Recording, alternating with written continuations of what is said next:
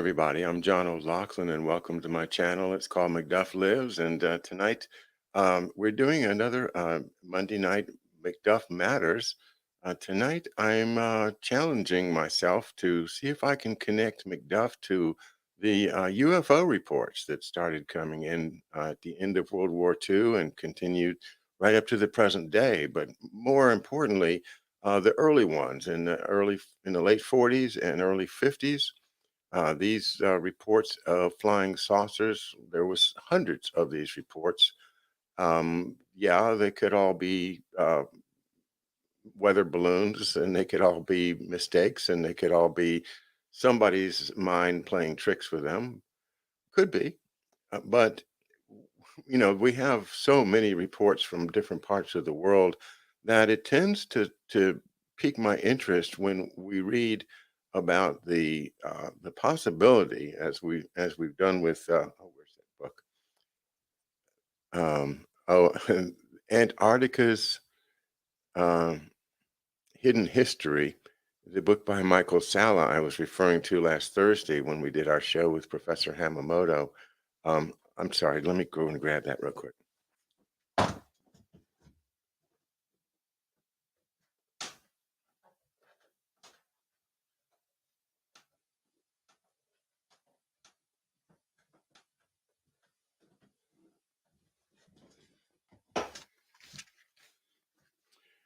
Because it got me thinking, how how did J. Edgar Hoover react to this stuff?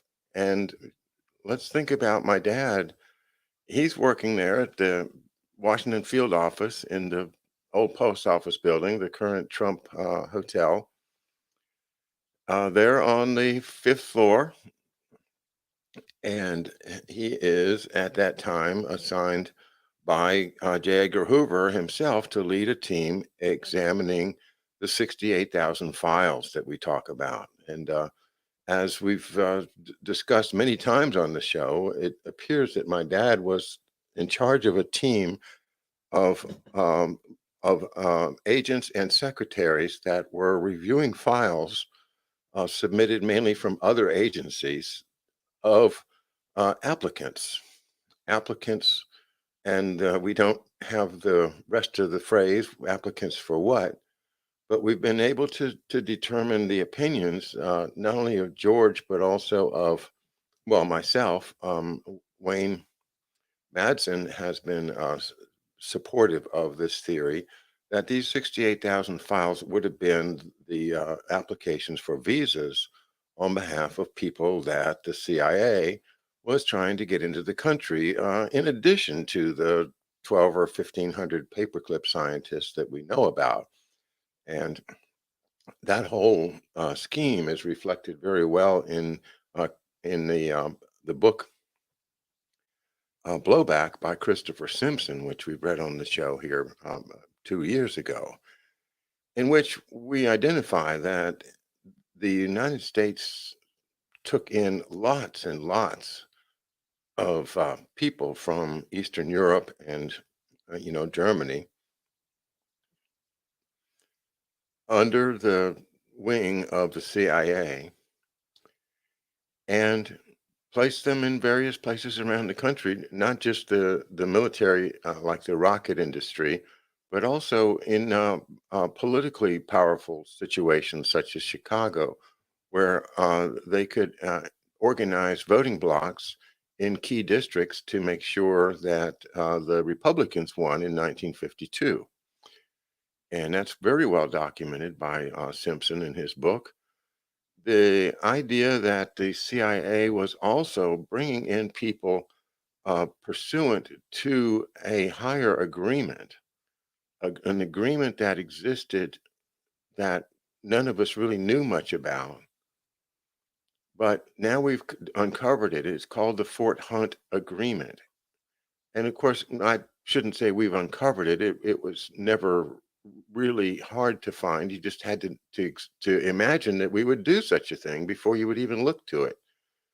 So when I say that, what I mean we did was that apparently the the story is, and it's told by a number of different authors, that right after the war, Reinhard Gehlen, the Nazi head of intelligence for the Eastern Front, was flown into Fort Hunt. There we go. Thanks, Andy. Great to have Andy DeBala back running the board tonight. Thanks, Andy. And there's Fort Hunt. Uh, Imagine that stockade there. I don't think I've never seen that stockade. It must have just been there while they had the Nazis. Um, these are very, very high-ranking Nazis, including Reinhard Gehlen himself, that were flown there. Actually, he was in the uniform of a U.S. Army general. Think about that. Flown, as a disguise, right, to fly him into the United States and then taken there to Fort Hunt, where they built nice quarters for these high-ranking Nazis. And it appears that Galen had enough leverage to pretty much dictate the terms of the agreement. And part of that agreement was that we would assist in placing the Nazis that were coming over from Europe via the various rat lines that had been set up. So we've made this kind of a theory, uh, a postulate that this is what those 68,000 files represent. Was people that the CIA or their bosses at Sullivan and Cromwell and Dulles wanted to bring into the country, even though it was obviously illegal because of their Nazi background and their clear association with the death squads, with the Auschwitz, with the tortures, with the human experimentation, and all of the things that the Nuremberg protocols say you can't do. They were doing them, and yet we brought these people over. There he is, General Reinhard Gehlen. So I won't repeat the whole story about Galen, but as you know, he was supposedly the head of the Eastern Front intelligence service for the Nazis, and that put him in a position to make deals with a guy named Vlasov, Vlasov. I don't know if you've ever heard of Vlasov and the Vlasov army, but you have heard recently of Bandera and the OUN army in Ukraine. Well, the Vlasov army was a kind of a similar outfit made up of prisoners from the various battles on the Eastern Front that the Nazis had taken, led by this man named Vlasov, who had been a general uh, in the Red Army, got captured and determined that he would actually prefer the Nazis to the communists. So he organizes this Vlasov army. Well, the Vlasov army didn't do much during the war, but after the war, Vlasov was still working for Galen, as were the Ukrainian. So you picture the Vlasov army as in Belarusia or around Minsk, where we have our Demorinshelt come from, the area that is north of Ukraine, but still west of Moscow. This area has a lot of White Russians in it. And you can imagine that we're a lot of people in the Soviet army that had probably White Russian or since anti-communist feelings, maybe not pro Romanovs, but at least against the communists. And these people were approached by the intelligence service of Galen through Vlasov to create a network of spies and informers. And according to Simpson, this was very, very successful. They had thousands of people that were tied into the Vlasov army. Um, and this is something that went on after World War II in 1946, where now these Nazi spies are now supposedly going to become useful to the United States as sub-agents of Galen, and Galen's going to work for us. But that's not really what the Fort Hunt Agreement said. The Fort Hunt Agreement said that Galen was still going to be German, and that he would be maneuvered into the head of the German Bundesnachrichtendienst, the the German intelligence agency, and he was. And so he ran the German intelligence agency during the 50s as they allowed Federal Republic of West Germany, or the Federal Republic of Germany, to become its own government. Well, they released him from his obligations to the United States, and now he then, after about 1956 or so, was no longer obliged to serve the U.S. But during that early period, whereas I think it's very, very important that we look into what was going on then, because that's when all of these flying saucers are getting sighted. And let's put the picture up, Andy, of the, or I'll tell you what, I have a video here I'm going to show instead. Let me see if I can share my screen like a champ here. Let's see. Andy's going to be so impressed. He's going to say, "Wow, John." Let's see.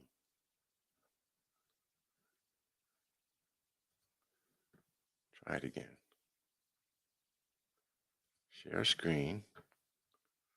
Chrome tab.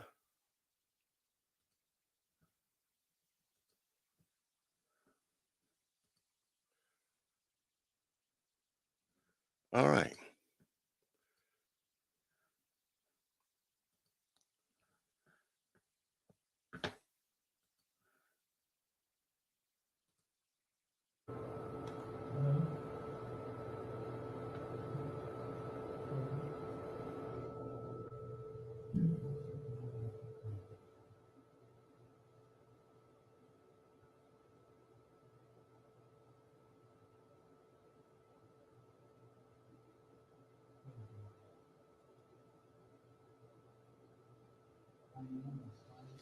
Like, share, and subscribe, please. It helps out a lot. All right. Like, share, and subscribe for the gentleman. But the point is, this is an actual a movie camera has captured. We were still at work. We started getting these notifications I'm from so Ring. sorry. Two Hang guys on. trying to break in. I'm I not hit the too good siren at on my this. alarm, and Am immediately I? I got a call from Ring. Would you like for us to? Yikes. All right. Sorry. Now, that's just one example of sightings of these UFOs, but this is the one that's referred to. What did I do with it? That's referred to as intimidating Truman. Or I guess it was, what year was that? 52. And yeah, Tony Baloney. Yeah, you're the third or fourth person today that said I need to get in touch with Joseph P. Farrell.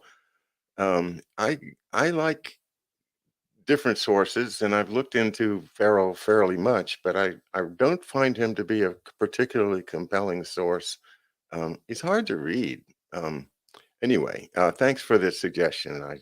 I've a lot of people. Joseph P. Farrell has lots of fans, obviously. Um, now, okay, Andy says he's impressed. Well, thank you, Andy. Yeah, Joseph P. Farrell knows what's up, so maybe go check out Joseph P. Farrell. But I myself, I'm going to stick with with just a little bit that I want to snatch from this book by Michael Salla. In 1955, as a result of a secret agreement reached between the Eisenhower administration and a German breakaway group in Antarctica, a transnational corporate space program began to emerge. The secret infusion of personnel and resources from U.S. military contractors into Antarctica allowed this transnational corporate program to steadily grow into a major space power. Well, he goes on into claiming, that there's a connection to aliens, and that's where I get off. I don't follow the alien connection, but I do believe that physics is not so limited that we couldn't come up with some type of anti-gravity propulsion system. And that's where I think that these UFO sightings really come from, is that it's very likely to me the case that the Nazis had been working for some time, even in before the war in the 30s, on trying to find a way to create energy without being reliant upon oil. And that, I think, is one of the themes of Michael Sala's book, Antarctica's Hidden History. Well, here's basically, I'm going to tell you, I think that those sightings in 1952 over Washington, D.C., that I just showed you the video movie of, I think those were real. I think they really did happen. And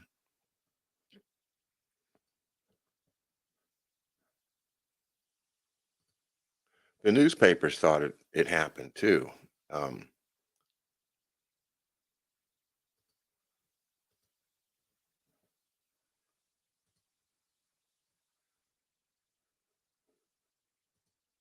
Let me come back and share the screen again.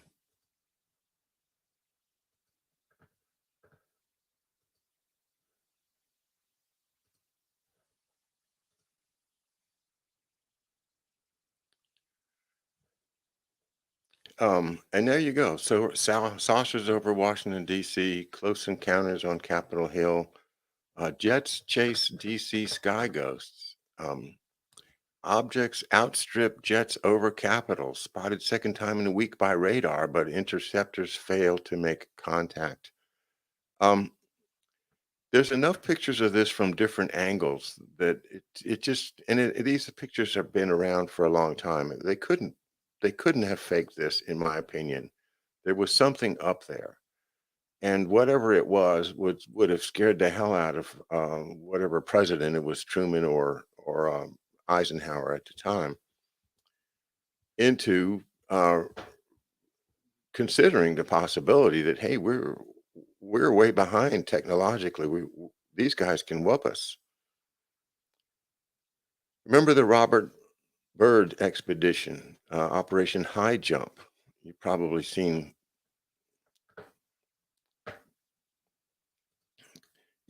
seen videos of Operation High Jump, where Admiral Byrd, with quite a flotilla, a couple thousand people with a number of ships, went down to Antarctica with the apparent mission of seeing if there was any Nazi bases down there, or if there was, to sort them out, deal with them, because the war was over. It was 46, and he came back with his tail between his legs. Apparently, the uh, the expedition was halted by opposing forces.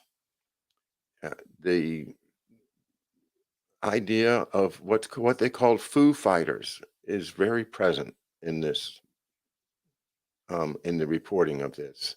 And they had foo fighters in Europe too. If you look for newspaper reports, uh, Foo Fighters is not a band. That's one of those examples of where they give something a name to cover up something that they don't want you to think about. But Foo Fighters was the name that the pilots, the first pilots that saw these plasma ball things, called them. And the trouble with them was that they could interfere with your electronics. they would make it impossible for you to communicate, and they could, by just coming near you, set you off and knock you down. And apparently, we lost a number of planes and even a ship in Operation High Jump trying to go down to sort out what's going on in Antarctica back in 1946. And that would have been considered part of our problem when you see these spaceships above the Capitol that you can't deal with. Well, what do? Did the US government make some type of deal with these breakaway Nazis? I think they probably did. I think they did. Now, what does that have to do with my dad? Well, I've been thinking about the fact that he was apparently, and I'm just now starting to realize that he was one of Hoover's closest, most relied upon troubleshooters that would deal with just about anything. A little bit from his resume. Um, this resume dated 1961. He describes, in hindsight, what he was doing for Hoover. And I'll just read a little bit of it. Most of the work in which I've been involved on a daily basis has been of a classified nature and accordingly does not lend itself to close description. I have handled security matters through and including top secret classifications. These matters have included efforts on the part of the Soviet bloc to penetrate agencies in the defense community, efforts to recruit and compromise scientists engaged in work vital to the national security, and efforts to document, place, and operate illegal espionage agents in the United States.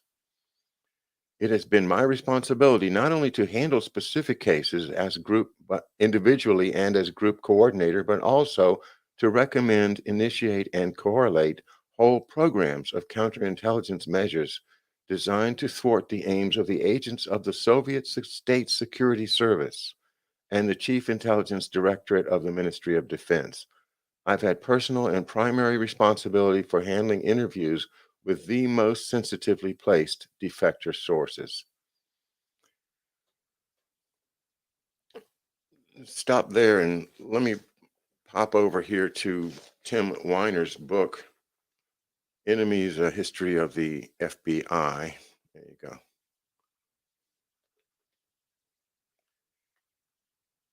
Page 207. Solo. The FBI's most valued secret agents of the Cold War were two brothers, Morris and Jack Childs.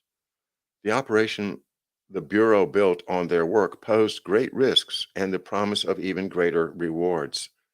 Morris Childs was a Russian Jew born Moishe Chilovsky outside Kiev in 1902. He came to America in 1911 and became an important figure in the Communist Party in the 1930s and 40s, serving as the editor of the newspaper The Daily Worker. He had fallen out with the party in 1948. 3 years later, the FBI approached him and his younger brother as a part of a new program called Top Lev, in which FBI agents tried to talk to top-level Communist Party members and officials into becoming informants. Jack Childs, a born hustler and a bagman for the party's underground financial operations, readily took the offer.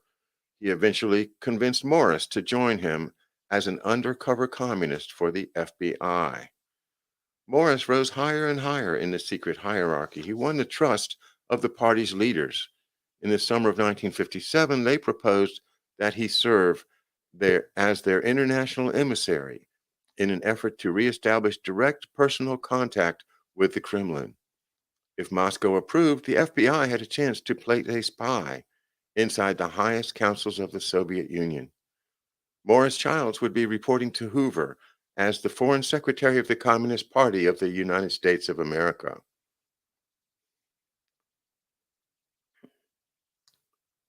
The FBI's first debriefings of Morris Childs running 166 single-spaced pages, were declassified in August 2011. They reveal how powerfully his work affected President Eisenhower and Vice President Nixon. They help explain several mysteries of the Cold War, including Hoover's ferocious opposition to Martin Luther King Jr. and the Civil Rights Movement. On April 24, 1958, Morris Childs boarded TWA Flight 824 to Paris on the first leg of his trip to Moscow at the invitation of the Kremlin. On July 6, he had an audience with Chairman Mao Zedong. Was the United States planning to go to war in Southeast Asia? Mao asked. If so, China intended to fight as it had during the Korean War. There may be many Koreas in Asia, Mao predicted. Hoover briefed the cabinet about the Solo mission on November 6, 1958. For the next 2 years, he sent summaries of his reporting directly to the president, the vice president, secretary of state, and the director of Central Intelligence. He took pleasure in concealing the source of his intelligence from Allen Dulles of the CIA. I flatly refuse to disclose the disclosure of the informant, irrespective of any fits Allen Dulles or anyone else throws. Signed, H. So this is kind of me trying to understand my father, who, believe it or not, seemed to be calm and have everything under control as far as we could tell. My dad was never flustered by things at work. He always seemed to think that everything is going to be all right, that everything's under control. And he's a security man. He's somebody that specializes in security. So why did he feel so confident? Well, I have to raise the issue, unfortunately, of J. Edgar Hoover's relationship with Reinhard Gehlen. They must have had one because they were both members of Interpol. Interpol, the European-based so-called international police organization, was kind of like the BIS in a sense that it took in all comers. And the Nazi police, the Gestapo, was hooked into Interpol, headquartered in Lyon, France, huh? And so was Hoover. Lots of Nazis were involved in Interpol. And Hoover was a law and order guy that would have been quite comfortable, I think, with a lot of what the Nazis were doing.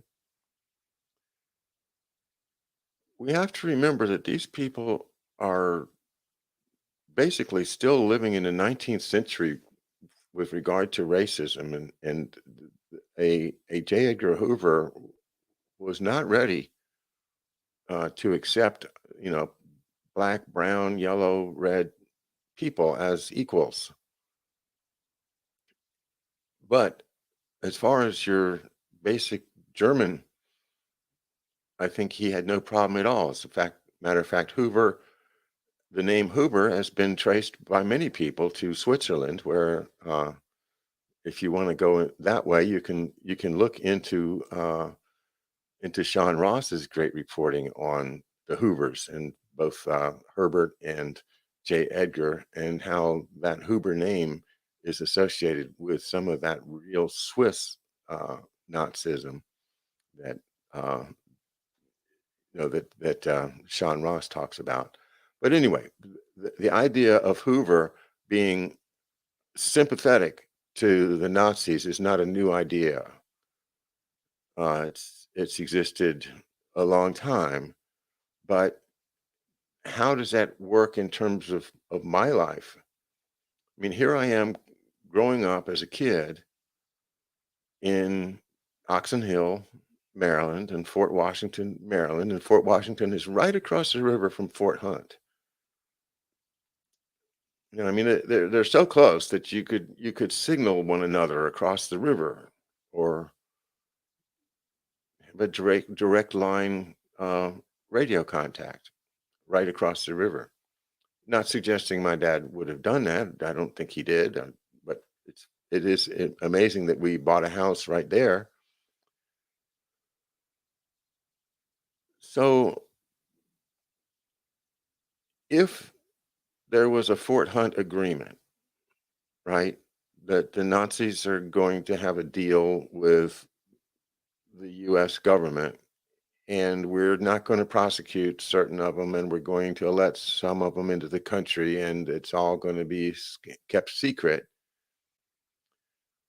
Why would Eisenhower or Truman or any red-blooded American make an agreement like that with a Nazi? Well, that's where I think the UFOs come in. That's where I think that the idea that they had, that it was a force majeure. That you can't. How can you defend against a vehicle that can fly 100 times faster than you can and can disappear into a plasma ball whenever it wants to? You can't. We didn't have anything. So we made a deal, and as long as that deal held up or holds up, we don't have to worry about Nazis taking us down.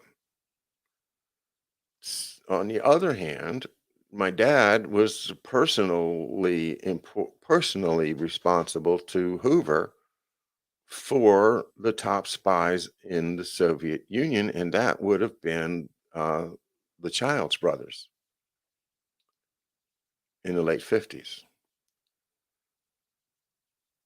So this is my theory, is that because my dad would have been aware of the Fort Hunt agreement, and because if you look through his resume, you don't see him hunting Nazis. All he's after is Soviets. He's after Soviet spies.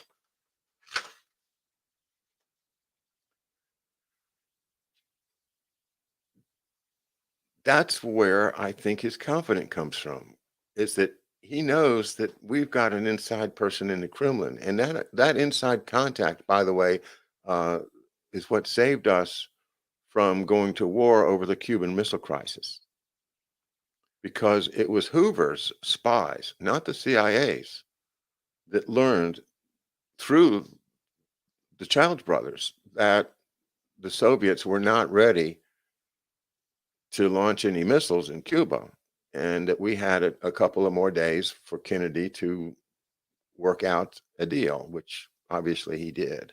Like it or not, he did. So as a result of that, of course, we ended up with a communist nation 90 miles from our shores, which didn't make people happy on the right wing side at all. Certainly would have contributed to the anger and ire that, once it ignited, became unstoppable and led to the assassination of Kennedy.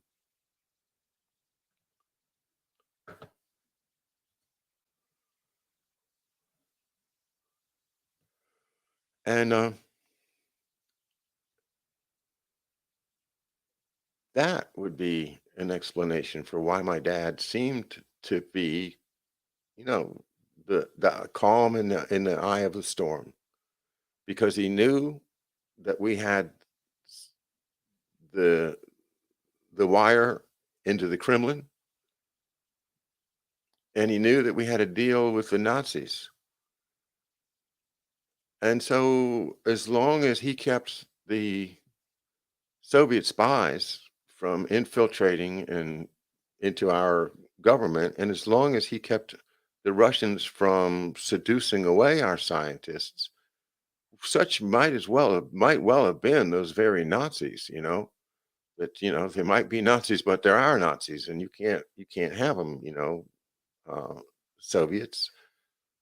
Soviets got plenty of their own Nazis, as I understand it, but you can see from my dad's resume that it was an ongoing problem to try to keep them from being seduced by the Soviet agents or blackmailed is probably more common.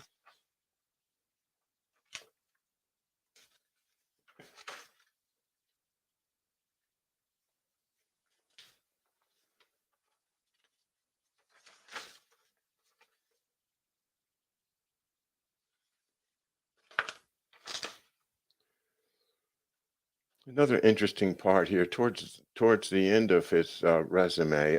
For the past 4 years, I have directed the efforts of a group of 5 to 9 special agents in coping with a specific segment of Soviet operational intelligence activity. This task has involved considerable research and analysis of information regarding the history, organization, techniques, and personnel of hostile intelligence agencies.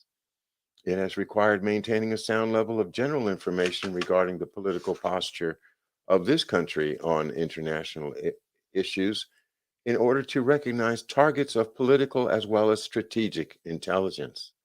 It has required the development of an acute sense of need to know so that reports might be prepared which are suitable for dissemination to the proper government officials without the need for amendment or editing and without deletion or distortion of vital information which these officials must act upon. It has required a tolerance and appreciation of the problems of people in many occupations, of various social standings, ethical concepts, beliefs, and temperaments who, for a host of reasons, become involved in incidents of security significance. It has involved the capacity to detect emotional and psychological disabilities and exploitable weaknesses. It has involved recognition of the fine and often shadowy distinctions between the casual and the official, the ingenuous and the suspicious, the patriotic and the opportunist, the covert and the overt. Well, I think of what he said appreciation of the problems of people of various social standings and ethical concepts. And this brings me to another excerpt from Tim Weiner's book, Enemies.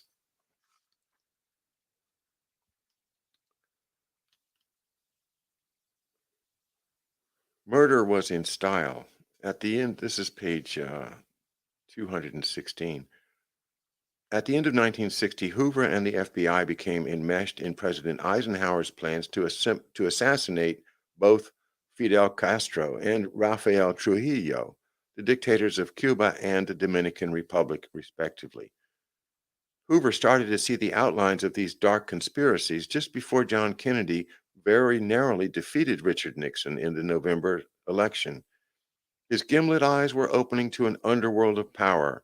He grasped connections between the American government and organized crime.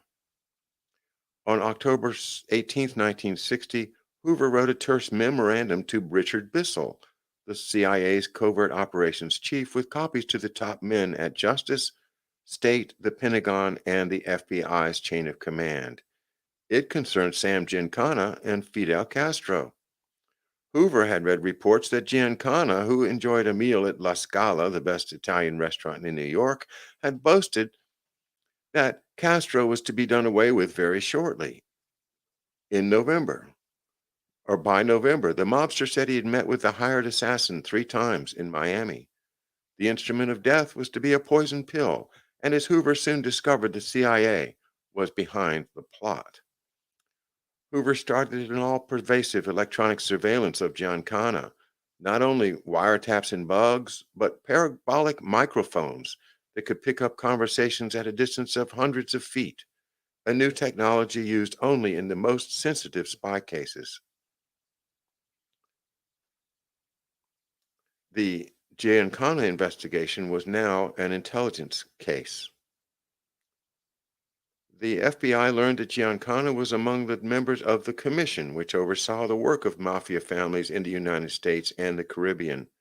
Mafia dons aimed to revive mob-owned casinos in Havana, from which they had been expelled by Castro. The mob liked Generalissimo Rafael Trujillo, an American ally who had held power in the Dominican Republic since 1930.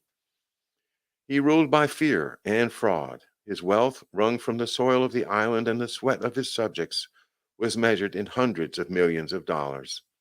His crimes included murder and kidnapping on American soil, the bribery and corruption of members of the United States Senate and House, and the subversion of rival Latin American leaders.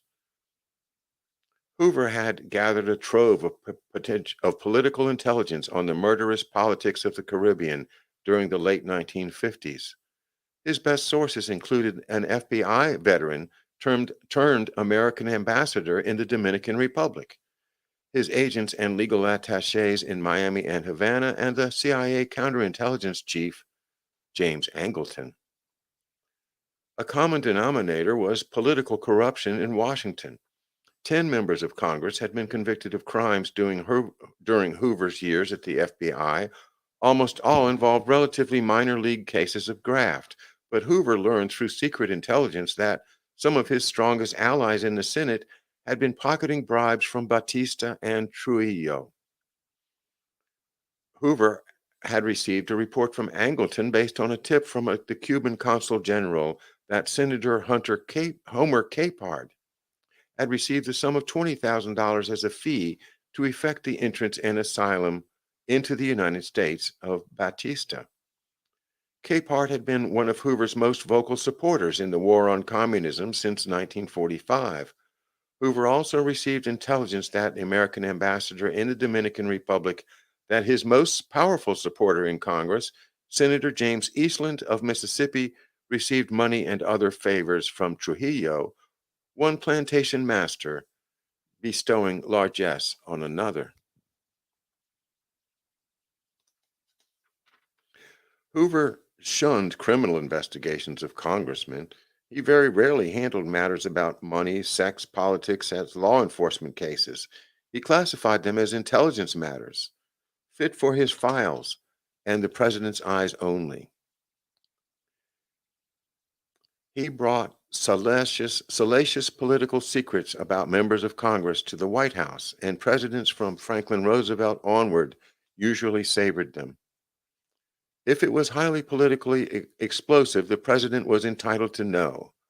The Bureau didn't give you a lot of other stuff. They did if there was homosexuality or something of that kind involved, little girls or something like that, unquote.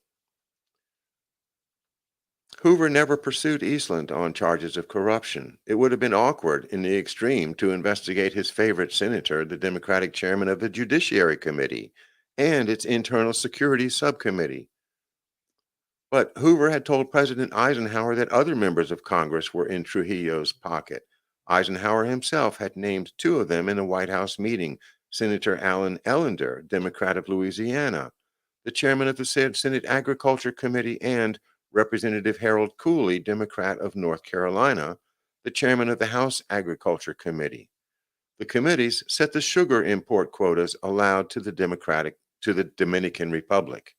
Their decisions generated millions for the dictatorship. Their chairman received considerable largesse in return. Trujillo personally controlled roughly 2/3 of the crop and took the lion's share of the profit. Vice President Nixon had toured the Dominican Republic and hailed Trujillo in public and private. Franklin D. Roosevelt Jr. was one of many Trujillo's well-paid Washington lobbyists. Trujillo bought favorable publicity by siphoning money into the hands of newspaper owners, broadcast magnates, advertising agencies, and syndicated columnists.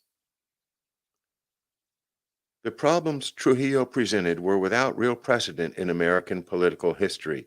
The United States had installed pro-American rulers through coups and plots, but it had never removed one. The president, the Dulles brothers, and J. Edgar Hoover hit upon an unusual solution to the problem. They sent a veteran FBI agent down to the Dominican Republic as the new American ambassador. I'm not going to go on and read it, but the bottom line is that they got a FBI agent into Trujillo's inner circle. And from that point of view, they had power over all the people that Trujillo was bribing and blackmailing. So this was another source of Hoover's power, was these generally Southern sugar-oriented senators and congressmen that could be counted on to back Hoover because he had this on them. It sounds just like the type of situation that my father would have been involved in, when you have to take into consideration the fact that we're dealing with a horribly corrupt person who uses bribes and underage kids to control congressmen in the United States, to get them to give him the sugar quotas so that he can continue his rapacious rule over the people of his country, taking everything he can from them and enriching himself while partying at pool parties with all kinds of craziness and who knows what kind of entertainment. That is the type of thing that I imagine my dad had to deal with. You know, if you had people that were compromised and yet you had to talk to them, you had to deal with them. Well, what I see here is just a hint of what was really going on in the 50s when these flying saucers were in the press and everywhere. I have to believe that they were real because, like that movie, I don't think that they could have faked a movie like that in 1952. Perhaps they could, but again, all of the all of the reports from different angles, from different people, from the military, from just general public, and the fact that this saucer supposedly easily evaded a jet that was trying to catch it indicates to me that there has been a powerful Nazi escape power in South America and probably, but not necessarily in Antarctica. I don't know how practical it is, but enough people have speculated, and there's enough, pictures, whether you believe them or not, of bases that I think that and then knowing the story of the Borman rat lines, the Borman uh, Fourth Reich, told by Jim Mars, which we've also read here on the channel, you have to take it seriously that, yeah, there must have been overflights by these uh, anti gravity craft, and that was enough to push Eisenhower into making a deal with them that we wouldn't disclose, and we would actually utilize them against the Soviet Union so that we could have the benefit of their technology, make a deal so that it doesn't threaten us, but at the same time, we are now working on trying to develop those craft in Skunk Works and Area 51 and all of those places, as you know about. Tonight, I've done some speculation because I really don't know any of the answers to my questions tonight. I just think that my dad was right there next to Hoover, helping him control or negotiate or work with all of these different moving parts, from the underworld to the Nazis to the Soviets to the White Russians, and who knows who else might be involved.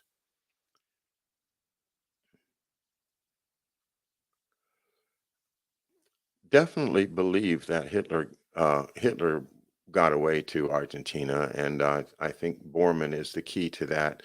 Um, I I would uh, I would join you in saying read Joseph P. Farrell, but there's some of stuff that Farrell says that I just don't I can't get along I can't go along with, and plus his writing style is just kind of really hard for me. I don't follow his writing very well.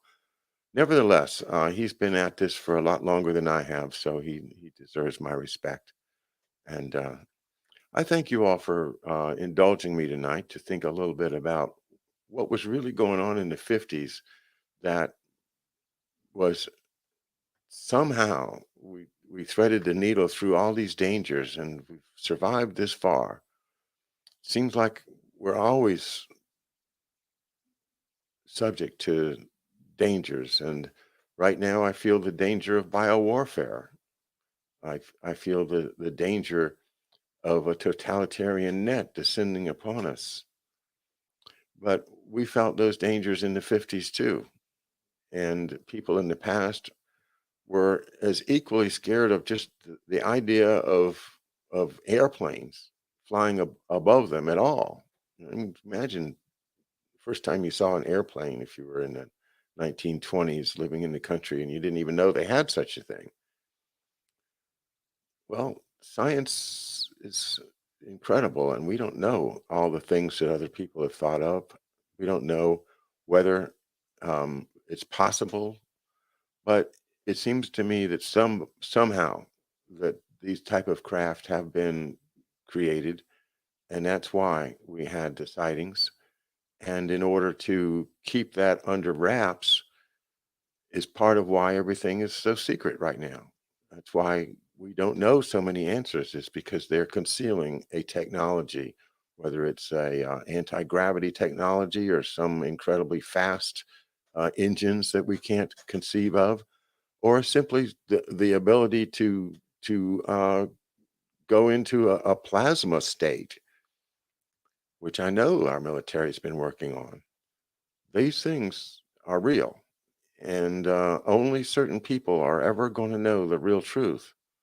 But as we try to figure out what my dad's life really involved, I think it actually had to involve knowledge of the Fort Hunt Agreement, awareness of the power of these vehicles, these anti-gravity type of vehicles, and a knowledge that the